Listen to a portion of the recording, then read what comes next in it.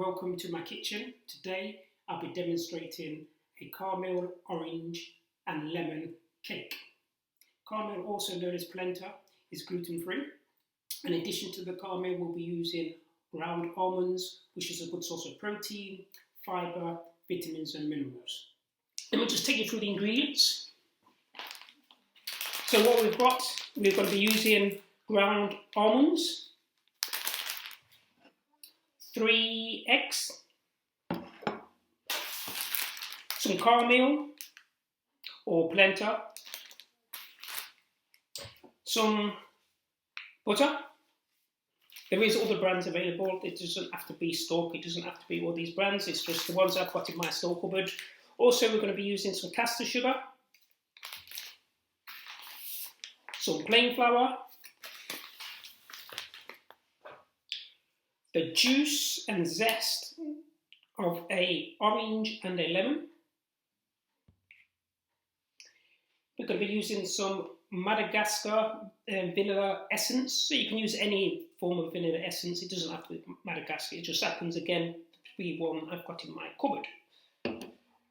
And then last ingredient is the baking powder. So we're going to use a bit of baking powder in there also. Okay, so these are the ingredients.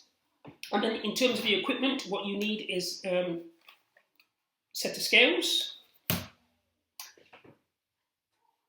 a bowl. It doesn't have to be plastic, it can be porcelain, whatever bowl you've got, but a fairly big size. And then I'm using a silicone spoon because I think then you can scrape out the little bits and pieces, which it tends to be left there with the wooden spoon.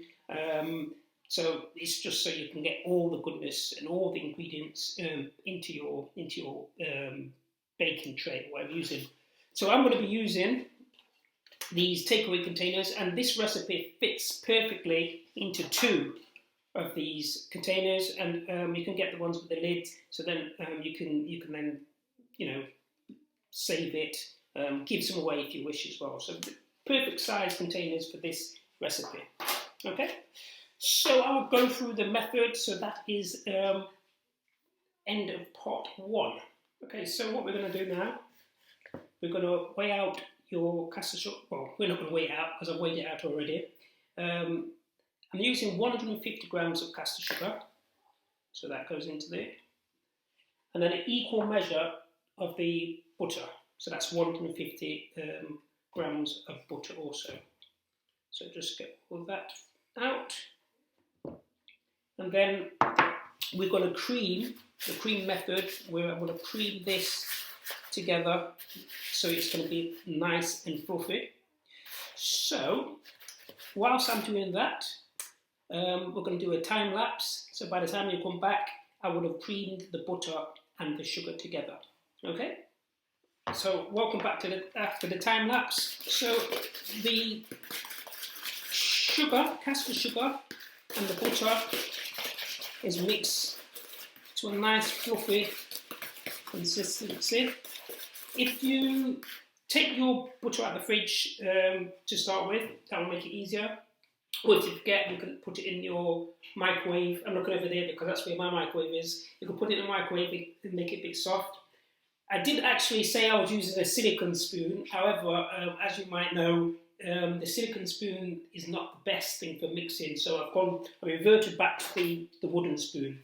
So I'm just going to give it a bit more of a mixture. So as you can see, that's nice and fluffy, all mixed in. I think if you get your mixture right, and I always can tell if my cake's going to come out well, if the mixture looks good, then that tends to mean that the cake itself is going to be a success. Okay, so making sure that's nice and fluffy, like so. I think that's pretty fluffy and soft. It's all mixed in. So I think it is an important part of the process, and it's a good workout for the arms. So if you want to get rid of the bingo wings or you want to build some biceps, give it a good mixing, and that should be fine now. Okay, so we've mixed the caster sugar and the butter, and then we're going to add one at a time your eggs. So what I've done, I've already cracked one because you know how to crack an egg. And I'm just going to beat it. So you don't have to use a whisk. You can use a fork. That'll do the job equally. But we're just going to beat them one at a time. 3 eggs in this recipe. Give it a bit of a beat up. Like so. Excellent. And then just put it here on my chopping board. And then pour in the 1 egg. And then continue to give that a good mixing. So, stick the away. So, just nice and gently to start with. And we're going to combine the 3 eggs, as you can see. It will separate to start with, but you basically want it to be looking like it looked before you added the first egg. Just get all that mixture together, like so. So you can see that. So again, giving the biceps, the arms a good workout. There we go, it's looking good. So that's after one egg. So you want it to be looking just like that. So don't add another egg until it's nice. Well, until it's all come together.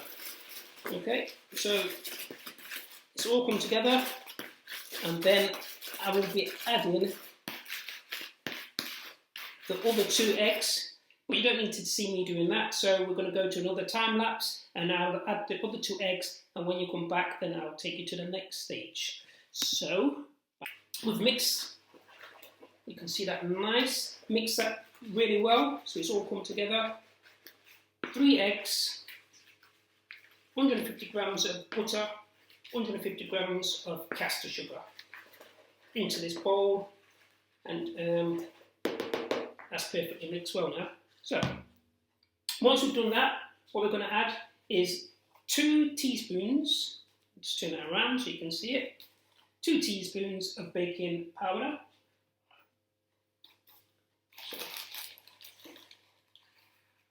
For me, you don't want to add too much baking powder because it makes it then have a more of a chemical taste. So if anything, go on the, do not do eat tablespoons, just you know, a level teaspoon of your baking powder.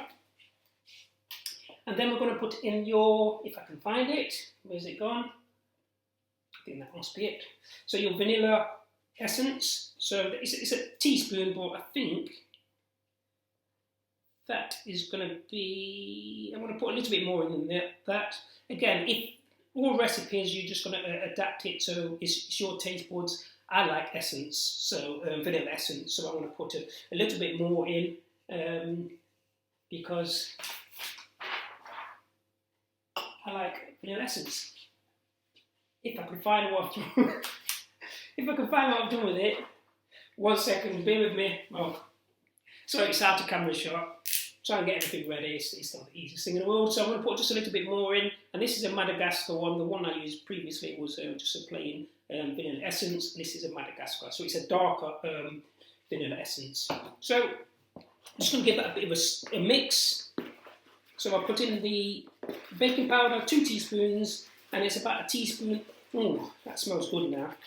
It smells delicious. So you could use mixed spice. You could use nutmeg. You know, again, whatever flavours you like, you could put in at this stage.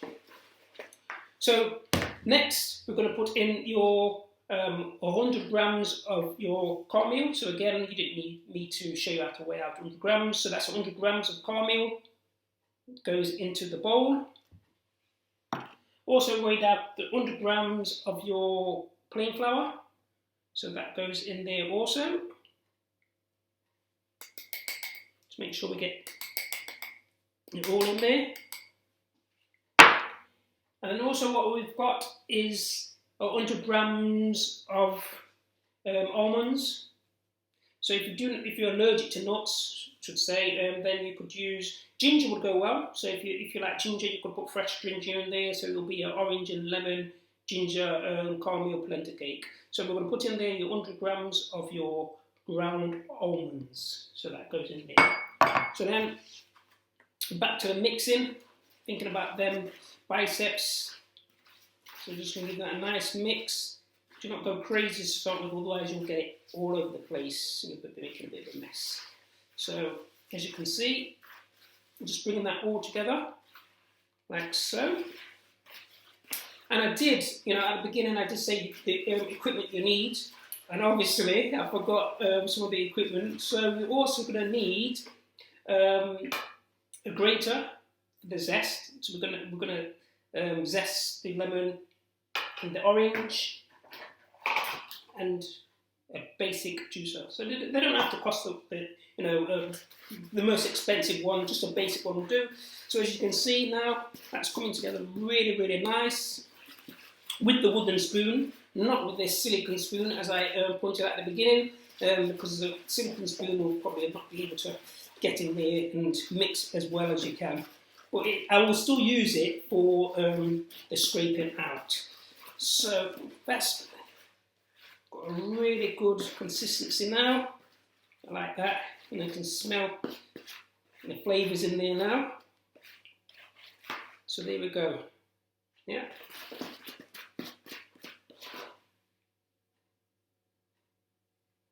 Perfect. Also, I did forget to mention, I don't know if you can see, the oven is actually on. So the oven wants to be on 180 or gas mark 4 prior to your cooking. Okay, so next we are going to cut. No, we're not. We're going to wash. We're going to wash the lemon because we're using the zest. We're going to wash the orange and the lemon, the skin. So you can talk amongst yourselves while I'm out of camera shot. But all I'm doing is just washing the orange and the lemon from the zest. So you just want to gently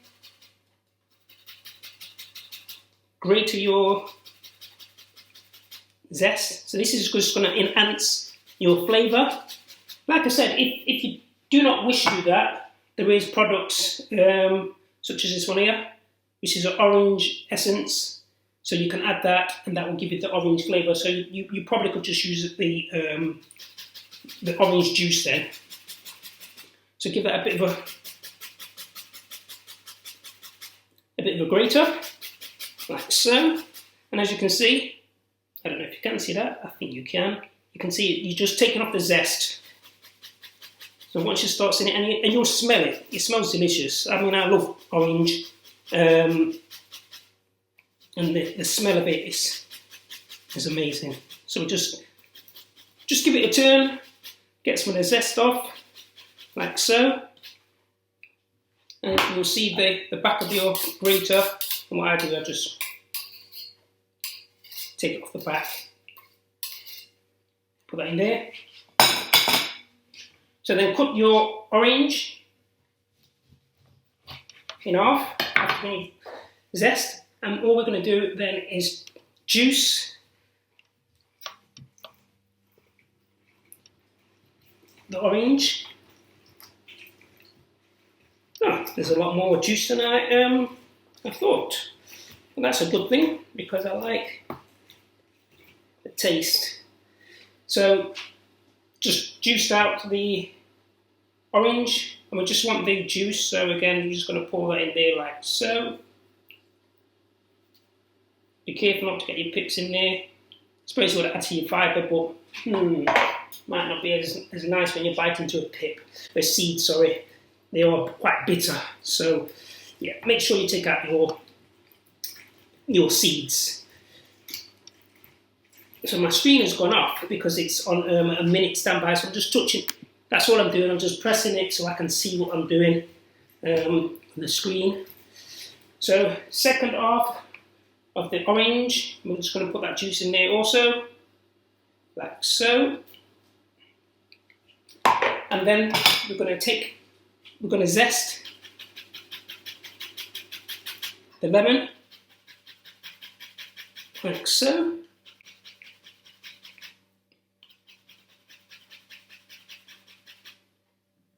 So just taking the zest of the lemon And I'm pretty sure you can get a lemon essence. So again, if you don't want to do the zesting, you can just make it easy by just getting the essence itself.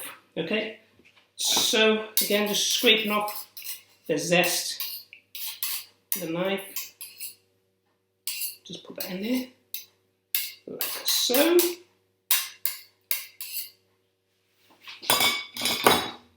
Missed a bit. So lemon, just going to cut that in half and then juice it. Again, be mindful, we don't want the seeds again, so we're just going to juice it up. I'm sorry, I'm just looking because I'm multitasking at the moment. So I'm on the go with my main dinner. It's in an oven as well. So to save on electricity rather than turning the oven on twice, I'm going to be multitasking and using the oven to cook. So I'm doing a scone-based pizza, which is feta cheese and red onions and spinach with potato wedges and the salads. So that's my evening meal. So going back to this, what's the most important thing? So now we're putting your lemon, and if you like lemon, honestly, it is a wonderful recipe. So we've added the juice. We're just going to give that a stir again. Just be mindful, if you can see that. Sorry, mindful not to just give it a big good stir because you'll have the juice everywhere. So just nice and gently to start with, just to bring it all together. Like so. And it does smell good, it really does. You're controlling the amount of sugar, the amount of fat as well. So I know it's kind of easier to go to a Tesco or Asda, Aldi or Lidl and buy a cake, but if you're making it yourself, you can control the amount of ingredients which are going into it, the ingredients such as the sugar and the fats as well. So that is all mixed up. I'm just looking over my table, just making sure I've got everything in there. So we've got your sugar, we've got your butter, we've got your almonds, we've got the baking powder, we've got the vanilla essence, and the oranges and lemon, and the cornmeal. So I think that is all into your bowl. So all what's left now to do is take your container. Like I said, I'm using these takeaway containers, and then just fill. So we're going to fill it to about just above halfway. Like I said, this actually lends itself perfectly to do two of these containers. So I'll fill this in the container, then what I do, I leave it for a couple of minutes just to make it settle before I put it in the oven. You can just get a spoon and even it out, but we'll be back in a short while. So we're back again. So I've now put your mixture, you can see, into the container. So I'll just let that settle so it levels off. And I just wanted to I don't know if I made it quite clear. So the polenta, the caramel, what you're using, just hold that up. So you want it to be fine, not coarse. So you can get fine or coarse. So it's a fine one you want to get for this recipe. Another thing which you could do is, if you don't like lemon or the orange, you could use kiwi fruit. Sorry, it's not a kiwi fruit. Sorry, it's because I've got a kiwi fruit there. So excuse me. So you could use a lime also. So again, the zest of the lime, and then cut it in half, and then use the juice. That would work equally just as well with this recipe. Okay. So we're going to put that in the oven, and it usually bakes for about 45 minutes. As with cakes, if you get a knife or a skewer and just stick it in there to make sure that it's cooked thoroughly.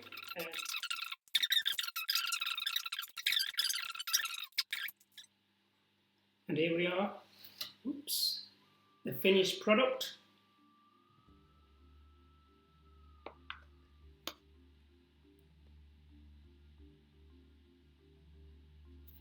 So I'm going to let that cool in the tray.